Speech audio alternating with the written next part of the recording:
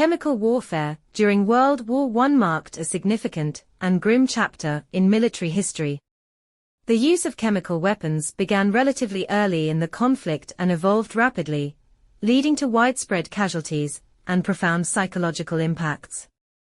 The first major use of chemical weapons was by the German army at the Second Battle of Ypres on April 22, 1915.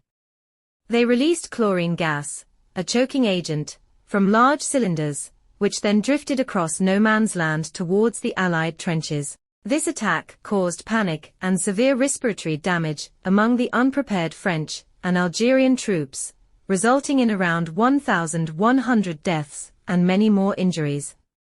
Chlorine gas. The initial chemical weapon, chlorine gas causes damage to the respiratory tract, leading to choking and suffocation. It was relatively easy to detect by its distinctive greenish-yellow color and strong odor, allowing for some chance of escape or mitigation.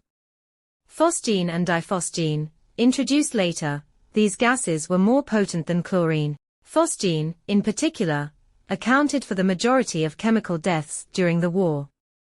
It has a delayed effect, often not causing symptoms until 24 hours after exposure, which made it particularly insidious. Mustard gas. Perhaps the most notorious, mustard gas, dichlorethyl sulfide, caused severe chemical burns, blisters, and damage to the eyes and lungs. Unlike earlier gases, mustard gas could penetrate clothing and remain active on the battlefield for days, contaminating areas and causing prolonged casualties. Chemical weapons were used in various ways throughout the war, from large-scale attacks to more tactical, targeted uses. Both sides developed and deployed chemical weapons, resulting in an escalating chemical arms race.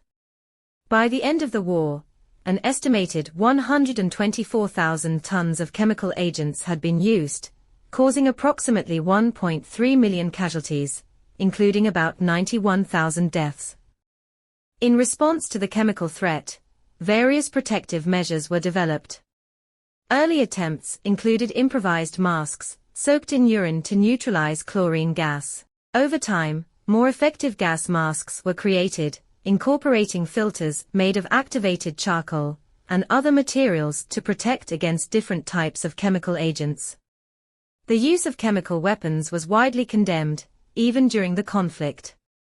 Their indiscriminate nature and the horrific injuries they caused led to a deep psychological impact on soldiers and civilians alike. The fear of gas attacks became a persistent element of trench warfare, contributing to the overall terror and dehumanization of the war. The devastating effects of chemical warfare in World War I led to a global outcry and efforts to ban such weapons. The Geneva Protocol of 1925, which prohibited the use of chemical and biological weapons, was a direct response to the horrors witnessed during the war. However, the protocol did not prevent the development and stockpiling of these weapons, which continued into World War II and beyond.